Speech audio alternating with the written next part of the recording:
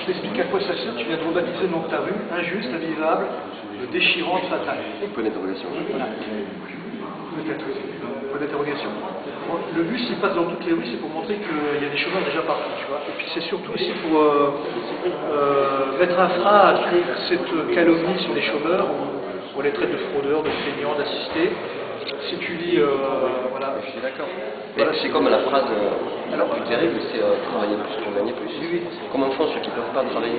C'est à un moment donné. Déjà, oui. Déjà partager le travail. Quand on propose cette phrase-là, on met automatiquement une partie de la population de côté, quoi. Et c'est là que c'est invisible. Moi, il faut partager le travail. Travailler bien, travailler dans... Et là, on se rend bien compte que c'est un faux discours. Il y a un problème qui est complètement faussé dans ce discours de gens qui ne voudraient pas travailler. Là, il dit chiant, c'est un gros mot, hein. Terrible, il faut se battre. Bien confiant, on n'a pas triché, galère, dépression,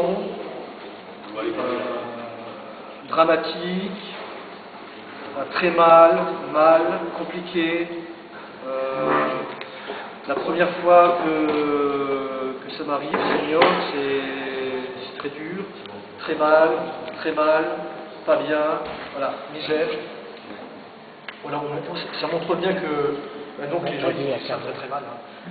Et on anticipe aussi sur les gens qui ne sont pas au chômage et qui sont quand même presque dans la précarité. Par exemple, là, il y a un instituteur, il ne parle pas trop, mais depuis l'âge de 18 ans, il est instituteur, et il voit peut-être aussi un peu le changement oui, nous, au niveau de on n'est pas dans l'éducation. Mais les conditions de travail quand même se dégradent à la vitesse grand V, surtout durant le dernier quinquennat. Là.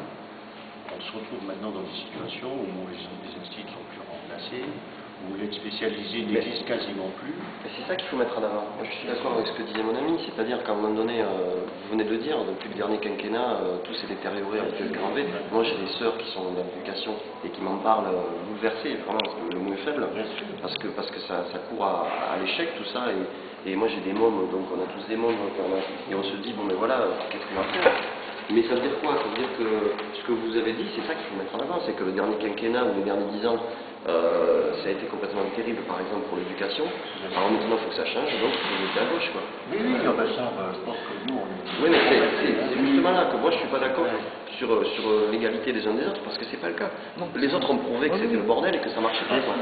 Donc maintenant, il faut changer. Donc, moi, à mon avis, c'est ça qu'il faut mettre en avant. Je voulais juste rajouter que ces bulletins ils vont partir donc, chez les politiques et chez le prochain président de la République. Parce qu'on n'a pas marqué le nom du coup. Mais c'est pas à droite, ça part à droite. Non, le prochain président de la République. Non, mais là, actuellement, par exemple, c'était les partis non, mais nous, je te réponds et après peut-être Nicole. On est sur la durée. Ce que vous venez de dire tous les deux, Kali et bon, je sais plus ton prénom, vous êtes sur un calendrier qui est d'ailleurs le calendrier électoral et on est dans une démocratie.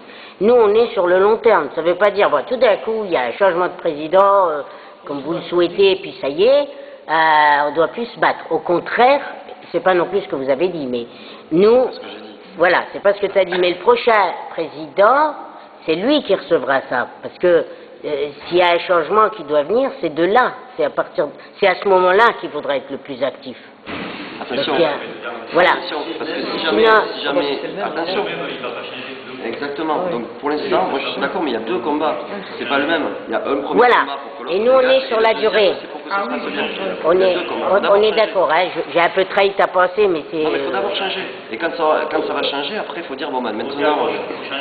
Voilà. Non, mais on est quand même sur la durée, nous. Enfin, voilà. Ça fait un an qu'on se milite pour cet instant-là, et après, changement ou pas, on verra, hein, on verra bien. Il faut quand même dire que localement, on a affaire à la droite.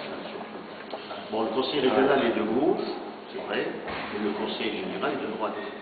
Et on est quand même une région qui est quand même un peu moins que l'Alsace. Donc on est obligé de composer aussi avec les responsables qui sont souvent des responsables de droite.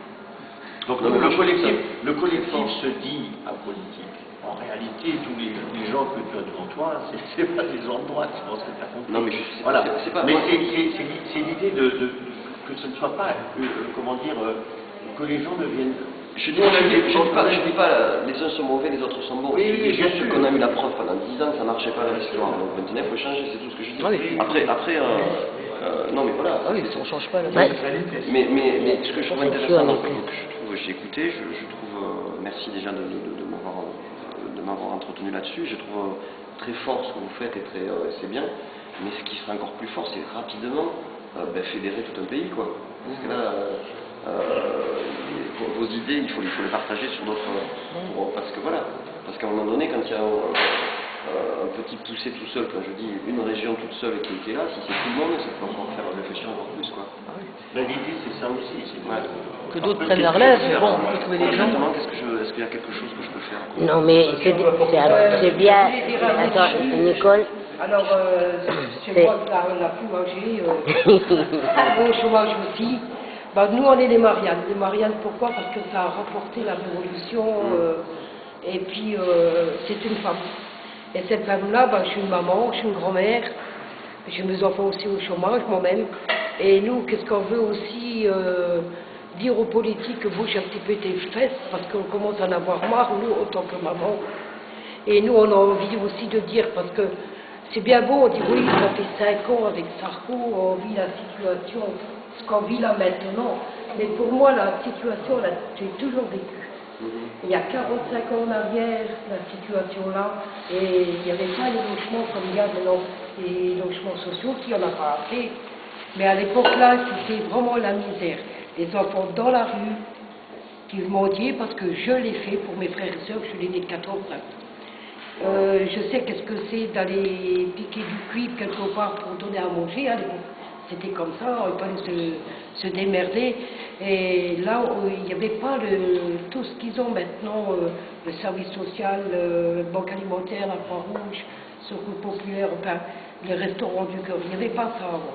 La misère, elle était là. Et moi, je peux dire, je peux répondre à Gérard, dans les écoles, il y avait les riches et les pauvres. Ça a toujours existé. Moi, j'ai toujours connu la misère, jusqu'encore maintenant, à part, c'est vrai, c'est moderne, on a la télé, on a le téléphone, mais disons voir ce qu'on vit là maintenant, même avec l'euro, pour moi, ça ne change pas. Les fins du mois sont toujours là, les factures ils sont toujours là, et il y a toujours des gens qui sont en train de crever. Parce que moi, je sais que je vais leur donner un coup de main, parce que moi, on m'a toujours